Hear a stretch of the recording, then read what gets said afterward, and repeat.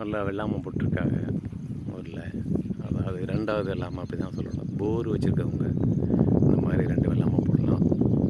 கம்மா தண்ணியை நம்பி இருக்கிறவங்க கண்டிப்பாக பண்ண முடியாது. ஸோ இங்கே ஒரு பயில்வான் நிற்கிறார். வா வா வா.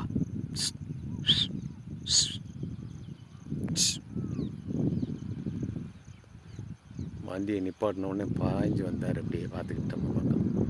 இந்த பக்கம் பார்த்தோம்னா வயல்லாம் நல்லா பறிஞ்சிருச்சு. இன்னும் கொஞ்சம் நாளில் கண்டிப்பாக இன்னும் ஒரு மாதத்தில் அறுக்கிற தருவாய் வந்துருக்குன்னு நினைக்கிறேன். நல்லா பச்சை பச்சேன்னு இருக்குது. இந்த இடம் பார்த்தோம்னா பயங்கர பசுமையாக இருக்குது. அந்த நெல்லோட வாசமால்